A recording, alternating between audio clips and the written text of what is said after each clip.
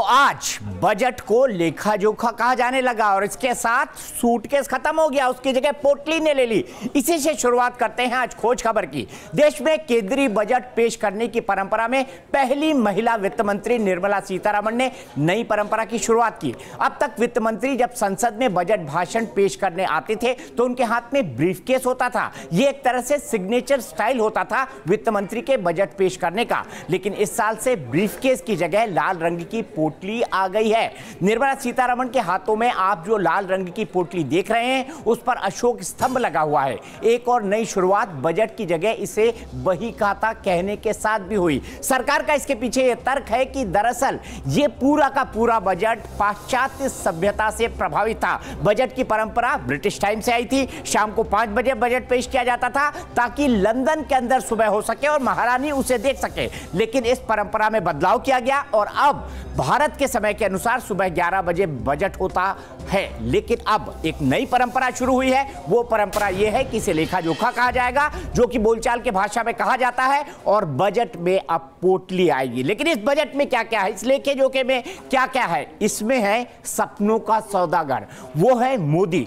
जी हां, वो इसलिए क्योंकि मोदी सरकार के दूसरे कार्यकाल का पहला बजट भविष्य का ब्लूप्रिंट है। यह सपना है न्यू इंडिया का, सपना है सशक्त भारत का, और सपना है $5 ट्रिलियन की इकोनॉमी का। सरकार ने बेशक इस बजट को नाम दिया है बही खाता, लेकिन यह लेखा जोखा भर नहीं है। यह बजट न्यू इंडिया का रोडमैप है। गांव गरीब की जिंदगी बदलने का सपना है।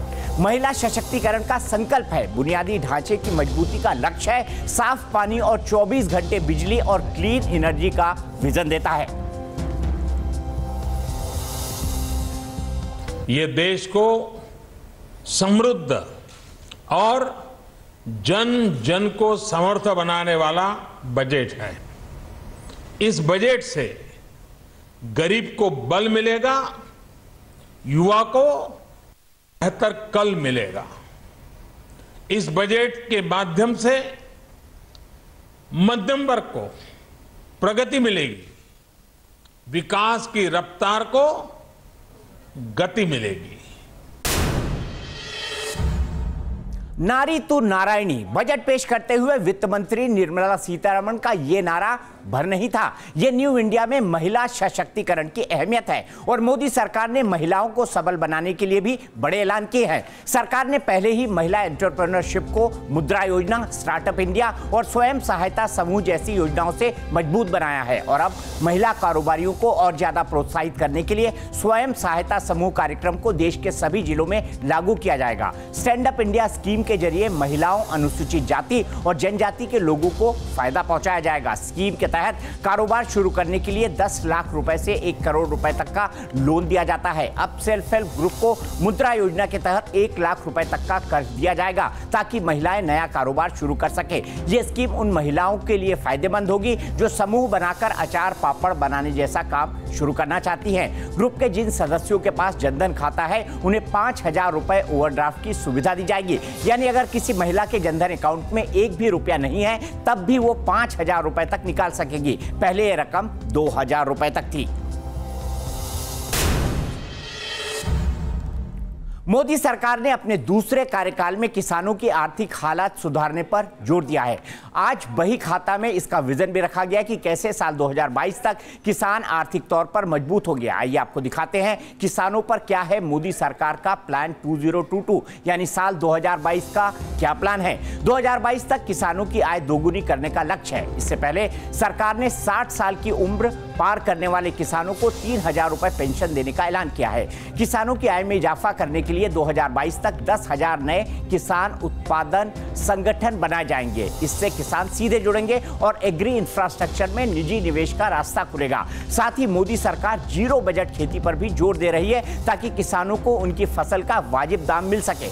अब आपको बताते हैं इस कदम से देश को क्या फायदा होगा। किसानों की आय बढ़ने से ग्रामीण अर्थव्यवस्था में सुधार होगा और रोजगार के लिए गांवों से पलायन रुकेगा और पूरे मार्केट के अंदर पैसा आएगा, जिससे इकोनॉमी और आगे बढ़ेगी और डेवलप करेगी। इस साल 2 अक्टूबर तक पूरा देश खुले में शौच से मुक्त हो जाएगा। ये ऐलान बजट में किया गया। गांव की दशा सुधारने का बड़ा ऐलान किया गया है। 2022 तक मोदी सरकार हर गांव में हर परिवार को मकान और हर घर को रसोई गैस देने का खाका की चुकी है। आज के बजट में ऐलान किया गया, हर गांव में घर, रसोई गैस और 24 घंटे बिजली की व्यवस्था की जाएगी। पीएम आवास योजना के तहत 2022 तक 1,95,00,000 घर बनाए जाएंगे। हर घर को बिजली और रसोई कनेक्शन से जोड़ा जाएगा। हर ग्राम पंचायत को हाई स्पीड इंटरनेट से जोड़ना भी एक लक्ष्य है। 1.25 लाख किलोमीटर सड़क का निर्माण होगा। 80,250 करोड़ रुपए की लागत आएगी। निर्मला सीतारमण ने कहा है कि देश खुले में शौच से मुक्त हो जाएगा। 2014 से अब तक 9.6 करोड़ टॉयलेट का निर्माण किया गया है और इसका असर यह हुआ है कि 5.6 लाख गांव खुले में शौच से मुक्त हो गए हैं। अब हर गांव में सॉलिड वेस्ट मैनेजमेंट की सुविधा होगी। गांव में बिजली सप्लाई बेहतर होने से खेती में फायदा होगा। वहीं सड़कों का जाल बिछने से माल ढुलाई का भार कम होगा और किसानों का पैसा और वक्त दोनों बचेगा। किसानों की आय दोगुनी करने में प्रभावी भूमिका निभाएगी। ग्रामीण अर्थव्यवस्था में निवेश बढ़ाने से गांव में ही रोजगार के नए अवसर भी बढ़ेंगे।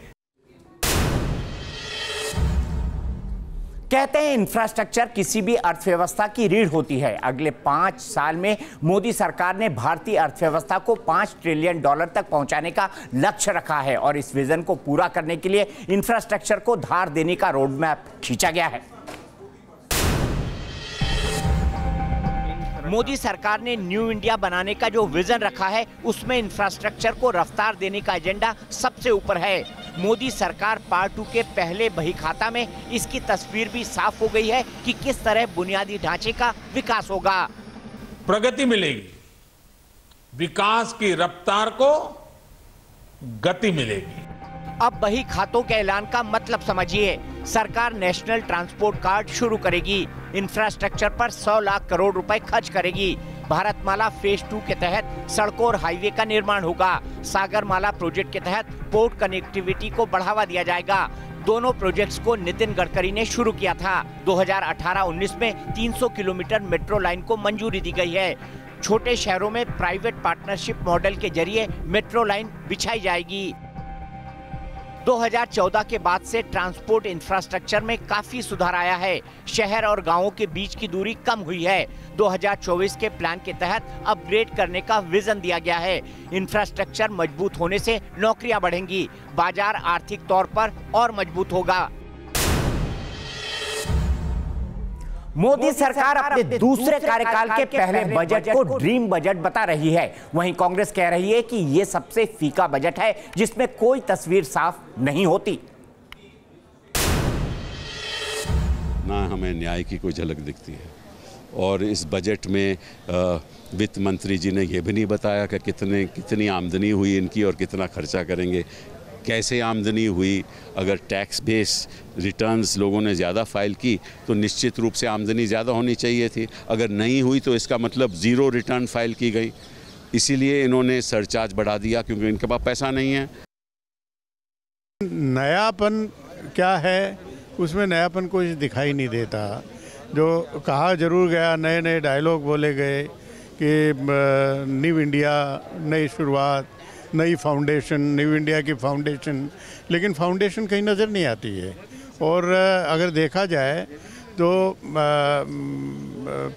पब्लिक सेक्टर उसको ख़त्म किया जा रहा है।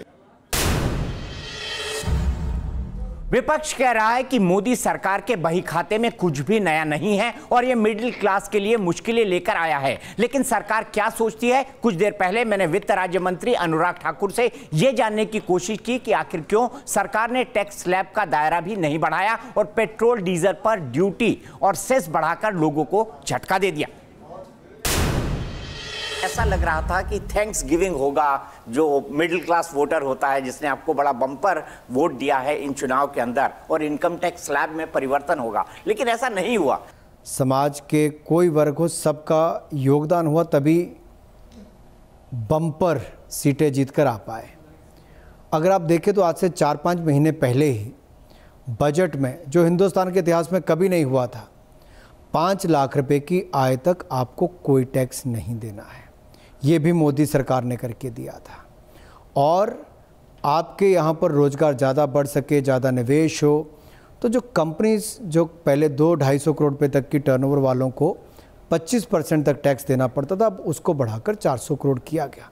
बहुत बड़ी राहत है। लगभग 99.3% उसमें कवर हो जाते हैं। मात्र 0.7% लोग हैं जिनको 30% टैक्स देना पड़ेगा। तो कुल मिलाकर उनको लाभ मिला।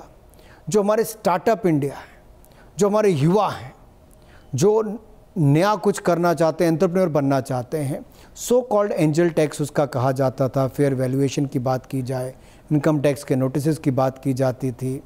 फिर जब वो अपना घर बेच के पैसा लगाते थे तो उसके ऊपर लॉन्ग टर्म कैपिटल गेन की बात की जाती थी।